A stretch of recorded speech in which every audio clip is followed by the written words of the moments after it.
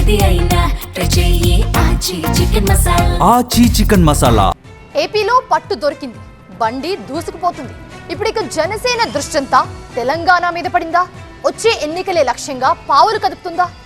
ఏమో, జరుగుతున్న పరిణామాలు అదే విషయాన్ని స్పష్టం చేస్తున్నాయి.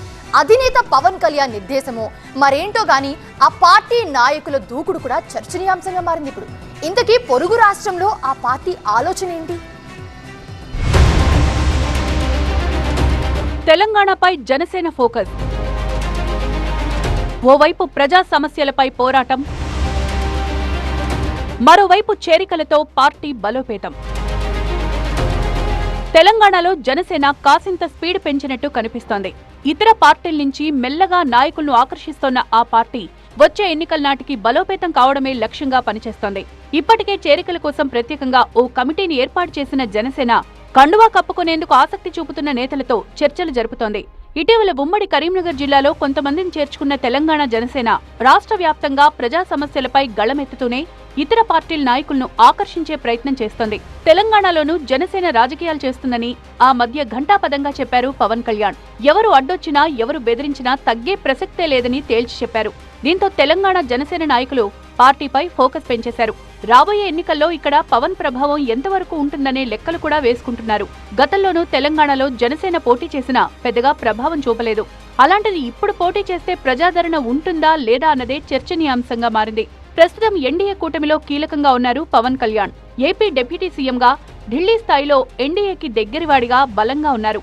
అలాంటి పవన్ కళ్యాణ్ పార్టీ తెలంగాణలో ఒంటరిగా పోటీ చేస్తుందా లేక ఏపీ మాదిరిగా ఇక్కడ కూడా కూటమిని ఏర్పాటు చేస్తుందా అనేది ఇప్పుడు కీలకంగా మారింది. అయితే తెలంగాణలో తాము సింగిల్ గానే పోటీ చేస్తామంటూ బీజేపీ రాష్ట్ర అధ్యక్షుడు రామచంద్రరావు స్పష్టం చేశారు. ఆయన అలా అన్నారో లేదో ఎన్డీఏ పొత్తులు జాతీయ స్థాయిలో నిర్ణయమవుతాయంటూ ఆసక్తికర వ్యాఖ్యలు చేశారు పవన్ కళ్యాణ్. దీంతో వచ్చే ఎన్నికలకు జనసేన తెలంగాణలోనూ కూటమి కట్టేందుకు ప్రయత్నం చేస్తోందా అనే చర్చ మొదలైంది. జిహెచ్ఎంసీ ఎన్నికల్లో పొత్తు ఉండదు, బీజేపీ ఒంటరిగా పోటీ చేస్తుంది. మేము ఏ పార్టీతోని మేము పొత్తు పెట్టుకోము, బీజేపీ ఒంటరిగా పోటీ చేస్తుంది. జనసేన కానీ ఇంకే పార్టీ అయినా కానీ జాతీయ పార్టీ కాబట్టి అది ఎన్డీఏలో భాగం కాబట్టి అది జాతీయ స్థాయిలో ఆ రెండు పార్టీ గురించి నిర్ణయిస్తారు. కానీ మాకు ఎటువంటి పార్టీతోని తెలంగాణలో పొత్తు ఉండదు, అది స్పష్టం చేస్తా ఉన్నాం. తెలంగాణ బీజేపీ నాయకుల వ్యాఖ్యలకు ఇక్కడి జనసేన నేతలు అదే స్థాయిలో స్పందిస్తున్నారు. పొత్తు ఉన్నా లేకపోయినా తాము తెలంగాణలో పోటీకి సిద్ధమని ప్రకటించారు. వాళ్ల చేతిలోనూ ఏమీ లేదు, మా చేతిలోనూ ఏమీ లేదు, తేల్చాల్సింది పైవాళ్లే అంటూ స్ట్రాంగ్ గా రిప్లై ఇస్తున్నారు. దీంతో తెలంగాణ జనసేనలో నెక్స్ట్ ఏంటనే చర్చ తీవ్రంగా జరుగుతోంది.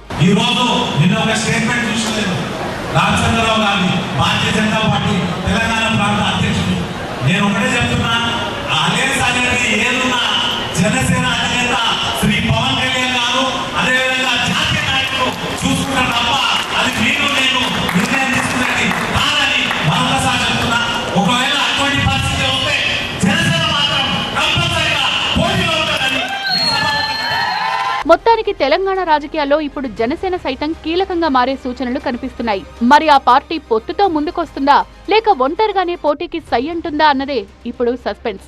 ఏదైతే ఏంటి, నాయకుల చేరికతో బలోపేతమవుతూ ప్రజా సమస్యలపై పోరాడుతూ ముందుకు సాగాలని ఆ పార్టీ నిర్ణయించినట్లు తెలుస్తోంది.